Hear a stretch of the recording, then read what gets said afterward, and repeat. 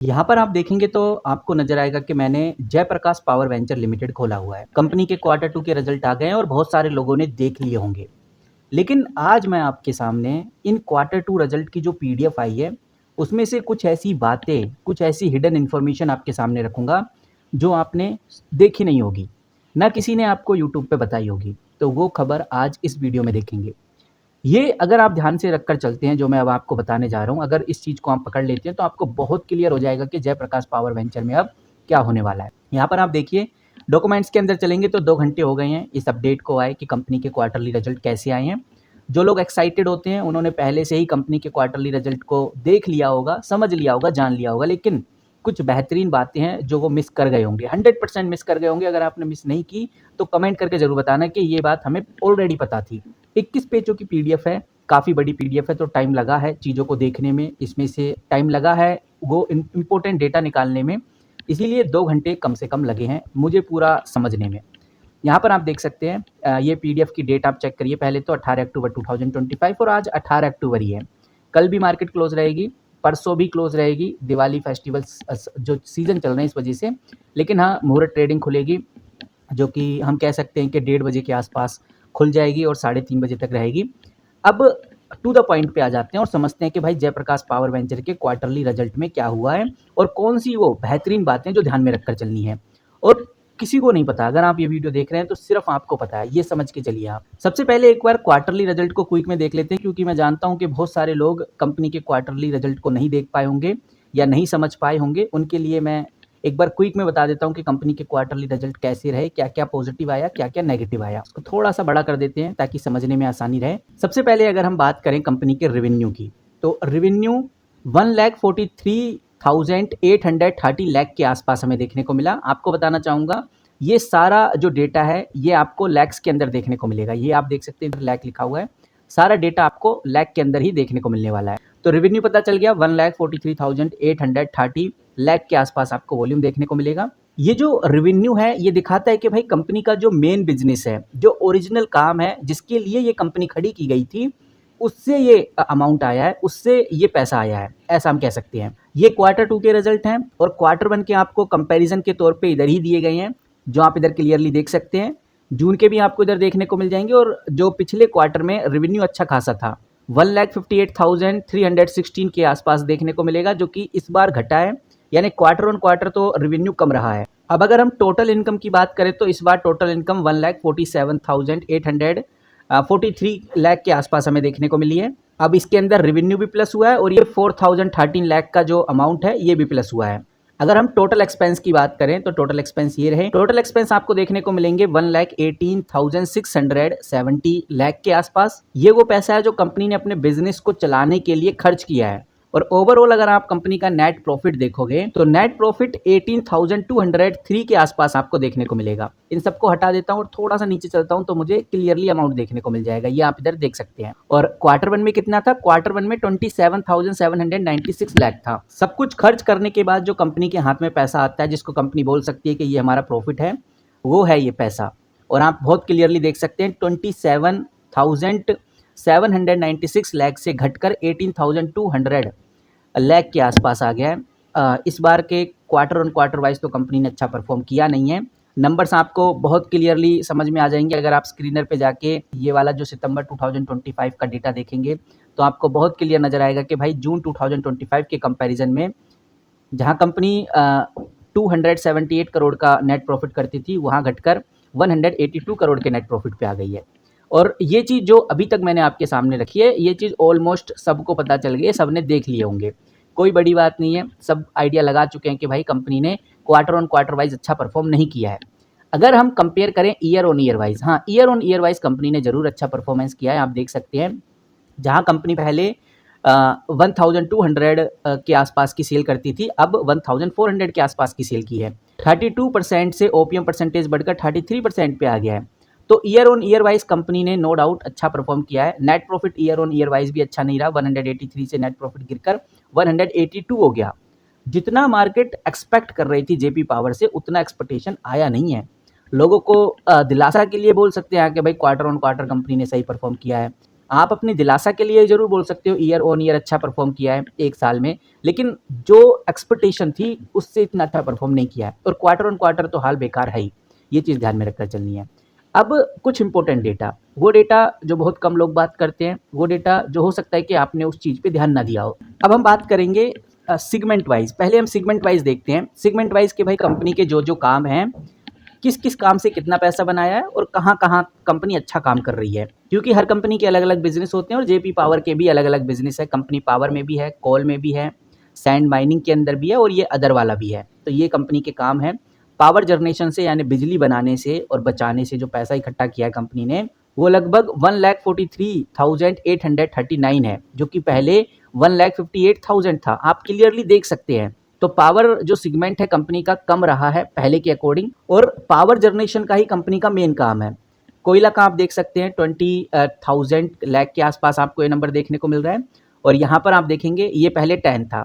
तो कोल का business quarter on quarter comparison करें तो अच्छा हुआ है, लेकिन जो कंपनी का कोर बिजनेस था पावर का वही कम हुआ है। आप खुद से भी पीडीएफ में ये चीज़ें चेकआउट कर सकते हैं अगर आप और क्लियरिटी चाहते हैं। हो सकता है कि आपको इधर क्लियर चीज़ें नहीं समझ में आ रही हों, लेकिन जितना डिटेल में हो सकता है उतना आपको समझाने की कोशिश कर रहा हूँ। सैंड माइनिंग से कंपनी का ना पिछले क्वार्टर कुछ आया था, ना इस क्वार्टर कुछ आया। तो सबसे ज़्यादा जो कंपनी पैसा बना रही है पावर जनरेशन से ही बना रही है, लेकिन क्वार्टर ऑन क्वार्टर कंपनी ने पावर जनरेशन में इधर सेल कम कर ली है, रेवेन्यू कम किया है, लेकिन कोल में कंपनी ने इस बार बाजी मार लिया। आप देख सकते हैं पहले आई थिंक 10 ही है ये, हाँ 10,000 के आसपास है और अभी आप देखेंगे तो 20,000 के आसपास आ गया है। तो कोल में कंपनी ने इस बार अच्छा ग्रोथ किया है। मैं यहाँ पर कंट्रोल+F करता हूँ और यहाँ पर लिखता हूँ आईसीआईसीआई।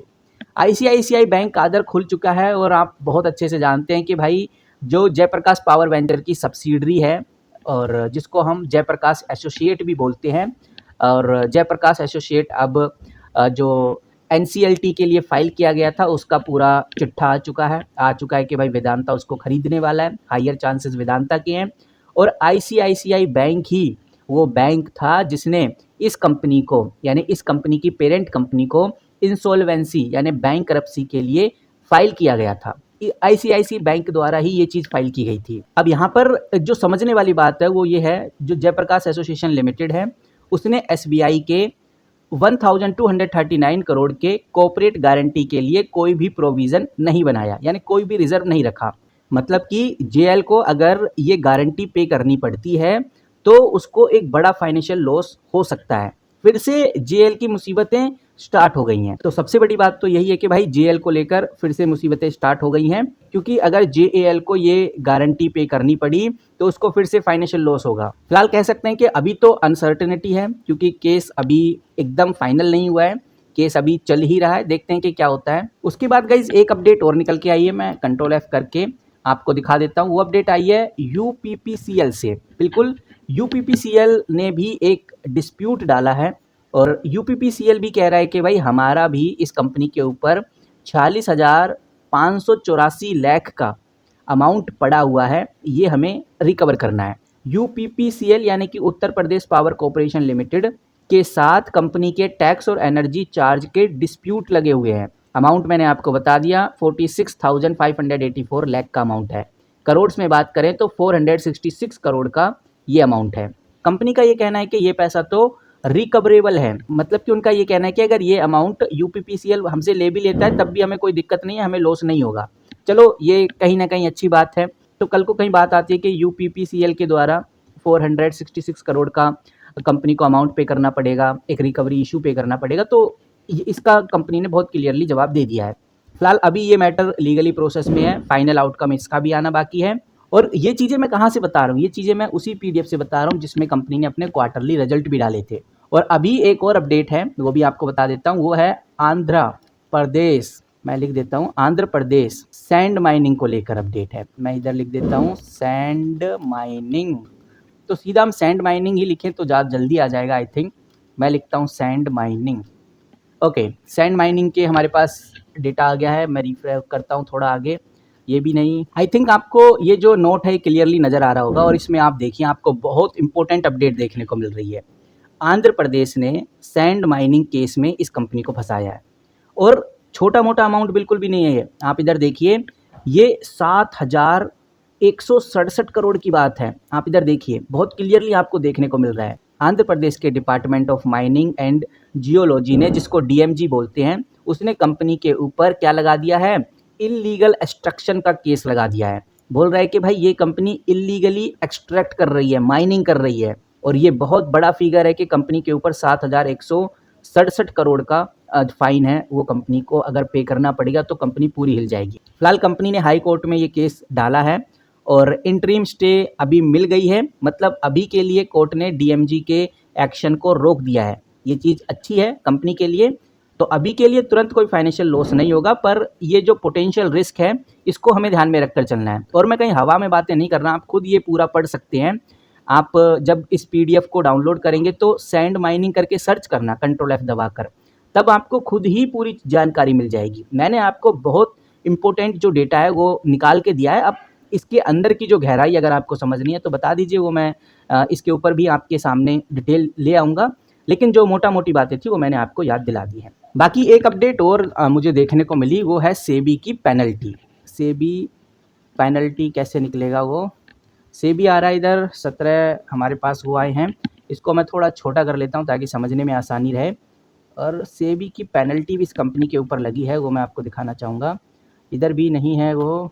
यहाँ पर आप देखिए, आपको क्लियरली नज़र आ रहा होगा कि भाई ये चीज़ आप पढ़िए, आपको साफ नज़र आएगा कि भाई सेबी ने इस कंपनी के ऊपर एक पेनल्टी लगा दी है। कंपनी के ऊपर 14 लाख का, कुछ डायरेक्टर के ऊपर 14 लाख की पेनल्टी लगाई है, ऐसा हम कह सकते हैं। अब रीज़न क्या दिया है सेबी ने? सेबी का रीज़न सिंपल है कि भाई उन्होंने टाइम पे चीज़ें पब्लिक नहीं की, लोगों को बताई नहीं, मीडिया हाउसेस में बताई नहीं, जर्नली डिस्क्लोज, और जो कंप्लेंट्स हैं उसका कोई इशू है जिसके लेकर सेबी ने 14 लाख से लेकर 14 लाख का फाइन लगाया है और 40 लाख के आसपास की पेनल्टी डायरेक्टर के ऊपर लगाई है। फिलहाल कंपनी ने इसको लेकर भी अपील फाइल किया हुआ है और ये अपील एसएटी के अंदर यानी सिक्योरिटी अपीलेट ट्रिब्यूनल के अंदर डाला हुआ है। अभी इसको, इसमें भी स्टे मिल गई है, मतलब अभी पेनल्टी रुक गई है। अब फाइनल डिसीजन आएगा तो देखा जाएगा। तो गाइज ये कुछ अपडेट है जो निकल के सामने आ रही हैं। 2-3 अपडेट्स और है जो कंपनी की सब्सिडरी को लेकर है। फिलहाल उसमें इतना कोई ज़्यादा पोटेंशियल मुझे लगता नहीं है जो हमें ध्यान में रखकर चलना चाहिए। तो 21 पेजेस के अंदर कुछ इस तरह की बातें भी कंपनी छुपा कर रखती है जो मैंने आपके सामने निकाल के रखी हैं। आई होप आपको छोटी सी वैल्यूएबल इन्फॉर्मेशन पसंद आई होगी। हम इसी तरह से जो एनर्जी सेक्टर से रिलेटेड कंपनीज़ हैं, चाहे वो जेपी पावर हो, अडानी पावर हो, पावर जनरेशन बेस्ड जो कंपनीज़ हैं उनके बारे में बात करते रहते हैं। अगर आप किसी और पावर जनरेशन कंपनी के बारे में जानना चाहते हैं तो वीडियो के नीचे कमेंट करके ज़रूर बताइए। आपके जो भी क्वेश्चन होंगे सबको मैं पढ़ता हूँ, और जो भी बन सकता है मुझसे वो मैं आपके लिए सॉल्व कर लाता हूँ। तो गाइज मिलते हैं किसी नई वीडियो के साथ, तब तक के लिए take care and good bye.